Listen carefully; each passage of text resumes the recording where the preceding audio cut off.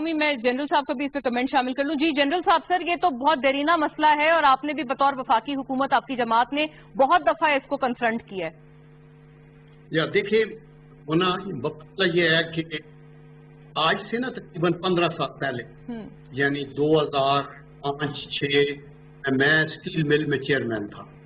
मेरा ख्याल में वो टाइम था जब परवेज मुशर्रफ साहब के वक्त में अरब रुपया कराची पे लगा, जिसका क्रेडिट अभी मुस्तफा कमाल तो लेते हैं, लेकिन एक्चुअली बात ये थी कि मैं तो चूंकि उसके अंदर इन्वॉल्व था, ये क्रेडिट था कोर कमांडर का और जनरल परवेज मुशर्रफ का।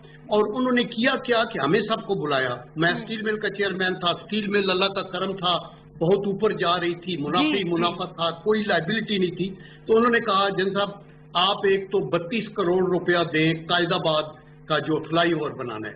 तो मैंने कहा जी सर मैं चले उसका मैं कर दूंगा, चूंकि वहां से स्टील मिल की बसें गुजरती हैं। लेकिन फिर साथ ही उन्होंने कहा 66 करोड़ रुपया और स्टील मिल दे जहां हम सुपर हाईवे और नेशनल हाईवे को मिलाने वाली सड़क को चौड़ा।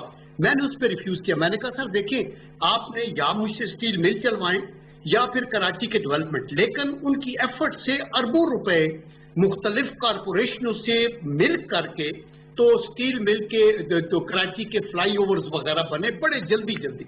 उससे पहले जब 93-94 में मैं मिलिट्री सेक्रेटरी था बेनजीर भुट्टो साहबा के साथ, तो एक पुल बनता था, 6-6 साल लगे रहते थे। वो बनता था, गिरता था, बनता था। कई चीजें उस वक्त उन्होंने माई कलाची का पुल बनाया, मैं उनके साथ था जब वो किया। लेकिन इन पिछले कराची के ऊपर किसी ने कंसंट्रेटेड उस वक्त के बगैर जो परवेज मुशर्रफ साहब के टाइम में हुआ किसी ने एफर्ट नहीं किया। ये गवर्नेंस के इश्यूज हैं। यानी आपकी भी हुकूमत आई थी सर 2013 में, आपकी भी